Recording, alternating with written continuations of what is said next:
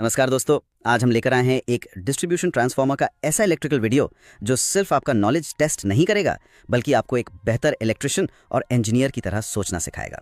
तो वीडियो को देखिए लेकिन ध्यान से सुनिए भी, क्योंकि हर सवाल आखिरी तक गेम बदल सकता है। बिल्कुल।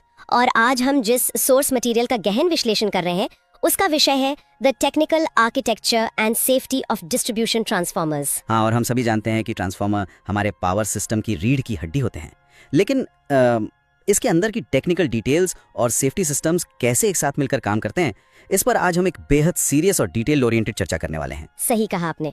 इस सेशन का मकसद सिर्फ फैक्ट्स बताना नहीं है, हमें उन इंजीनियरिंग लॉजिक्स को समझना है जो इन मशीन्स को 24 घंटे चलने के काबिल बनाते हैं। तो चलिए शुरू करते हैं। अगर एक बेसिक डेफिनेशन से स्टार्ट करें तो डिस्ट्रीब्यूशन ट्रांसफार्मर आखिर करता क्या है? देखिए, मूल रूप से यह एक ऐसी मशीन है जो 11 kV यानी हाई टेंशन HT वोल्टेज को 433 वोल्ट AC यानी लो टेंशन LT वोल्टेज में बदलती है, यानी स्टेप डाउन करती है। हाँ बिल्कुल, स्टेप डाउन करती है। आज का हमारा फोकस मूल रूप से 3 फेज 50 हर्ट्ज सिस्टम पर है। ये वही सिस्टम है जो आमतौर पर इंडस्ट्रीज, रेजिडेंशियल कॉलोनीज और बड़े लोड्स को सप्लाई देने के लिए इस्तेमाल होता है। अच्छा, इस चर्चा को हम एक एडवांस्ड इलेक्ट्रिकल ट्रेनिंग सेशन की तरह ही आगे बढ़ाएंगे। तो बेसिक स्पेसिफिकेशंस और क्या-क्या होते हैं इसमें? अगर हम प्राइमरी वोल्टेज की बात करें तो वो 11,000 वोल्ट होता है और सेकेंडरी वोल्टेज 433 वोल्ट होता है लाइन टू लाइन।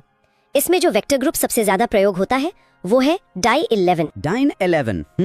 इस पर हम आगे डिटेल में बात करेंगे क्योंकि ये काफी इंटरेस्टिंग कॉन्सेप्ट है। और इसकी कूलिंग कैसे होती है? कूलिंग आमतौर पर ओनन टाइप की होती है, यानी ऑयल नेचुरल, एयर नेचुरल। इन सभी स्पेसिफिकेशंस के पीछे प्योर फिजिक्स और लोड डिस्ट्रीब्यूशन का एक बड़ा सॉलिड लॉजिक छिपा है। तो इन इंटरनल लॉजिक्स को समझने के लिए मुझे लगता है हमें सबसे पहले ट्रांसफार्मर के कोर कंस्ट्रक्शन पर ध्यान देना चाहिए। सोर्स मटेरियल में क्लियरली मेंशन किया गया है कि कोर हमेशा CRGO स्टील से बनता है। हाँ, CRGO यानी cold rolled grain oriented laminated silicon steel. सही। अगर हम इसके पीछे की इंजीनियरिंग देखें तो आखिर सॉलिड लोहे का ब्लॉक क्यों नहीं यूज करते? कोर का प्राइमरी फंक्शन तो मैग्नेटिक फ्लक्स को एक रास्ता देना है ना? बिल्कुल। कोर का काम मैग्नेटिक फ्लक्स को एक लो रिलक्टेंस पाथ प्रदान करना है। प्राइमरी वाइंडिंग से निकला हुआ मैग्नेटिक फ्लक्स कोर के जरिए ही सेकेंडरी वाइंडिंग तक पहुंचता है। लेकिन अगर हम सॉलिड लोहे का ब्लॉक यूज करेंगे तो दो मेन एनर्जी लॉसेस बहुत बढ़ जाएंगे, एडी करंट लॉस और हाइस्टेरेसिस लॉस। एडी करंट लॉस यानी वो सर्कुलर करंट्स जो मेटल के अंदर घूमने लगते हैं। सही पकड़ा आपने। अगर कोर एक सॉलिड लोहे का ब्लॉक होता तो ऑल्टरनेटिंग मैग्नेटिक फ्लक्स उस सॉलिड मेटल के अंदर छोटे छोटे सर्कुलर करंट्स पैदा कर देता। इन्हीं को एडी करंट्स कहते हैं।